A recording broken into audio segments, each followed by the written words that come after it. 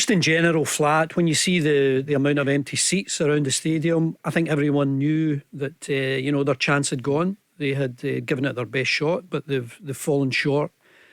And now it's all just down to the big game in a couple of weeks at Hampden. That's the chance for Rangers to get back. And I would question whether Rangers have an inferiority complex against Celtic just now. They've played 4 games, they've lost 3, they've drawn 1.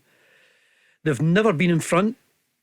They've never had something to hold on to. They've had a period of, 15, 20 minutes, maybe half an hour where they've looked decent. But this is a manager, Philip Clement, who's looking at a Celtic team who I think are improving just at the perfect time of the season, because the Championship, I think, will get wrapped up tonight.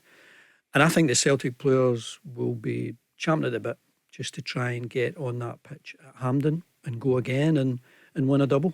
Barry, what would you say to Andy? Well, that's the question mark against this Rangers team at this moment in time. When they come up against Celtic, they struggle to get a result, Paul. And if that's me in the dressing room, I'd be desperate to try and do something about it. So listen, they've got a game at the weekend against Hearts, so it'll be interesting to see how many players are actually going to be back for the manager. There was 11 players missing last night. Out of that 11, maybe 3 or 4 maybe are certain starters. So yep, that is a question mark labelled against this Rangers team at this moment in time. When they come up against Celtic, can they get past them?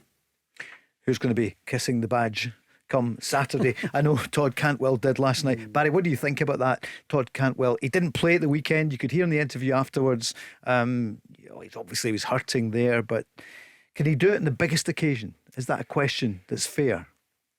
Well, I think he's certainly got ability, Paul. Yeah. There's no doubt about that, but I need to see it more often.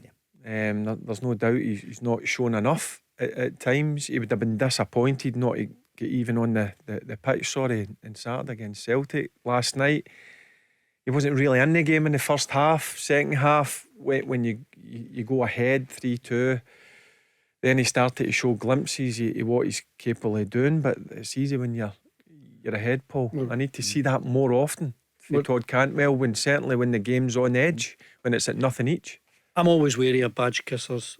Show me what you can do on the field of play over 90 minutes.